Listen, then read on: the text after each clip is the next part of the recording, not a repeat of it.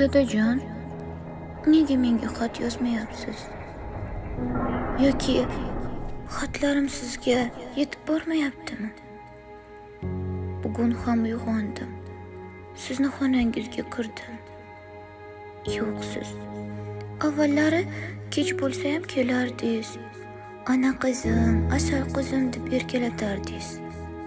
Sinfdoshim, seni dada yomon, judayam yomon odam, qamalgan dedi. Siz safardasiz-ku, to'g'rimi? Oyim aytganlar. Meni dadam yaxshi dadalarni qamashmaydi dedim.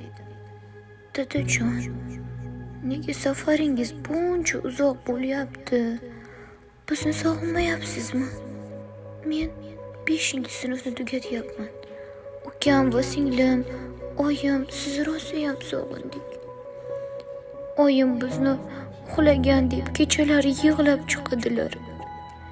Keyin boshlarini qattiq ushlaydilar. To'ylarga ham bormaydilar.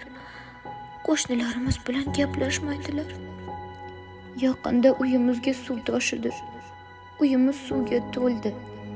Ustalar kelguncha oyim qo'shnilarimiz bor-ku, o'rtoqlaringiz, o'shalarni ham chaqirishga qo'ymadilar. Har kuni sizni o'rningiz bilinyapti, dadajonim. Oyim dadang borgan joy ozgina sovuq, kasal bo'lib qolmasinlarda ish qilib deydilar. Dadajon, kasal bo'lmang, xo'p. Biz yaxshi o'qiymiz.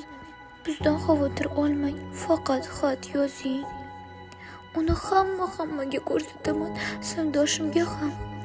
Sizni qamoqda emas, safarda ekanligingizni bildiraman unga. Meni dadam safarda, u bizni yaxshi ko'radi va hech qachon tashlab ketmaydi deyman. Qamoq yomon odamlarning joyi, to'g'rimi dadajon? Tezroq keling. Keyin men yaxshi ko'rgan shirinliklarni ham olib keling, xo'p? Sizni juda ham sog'indim. Qizingiz Madina.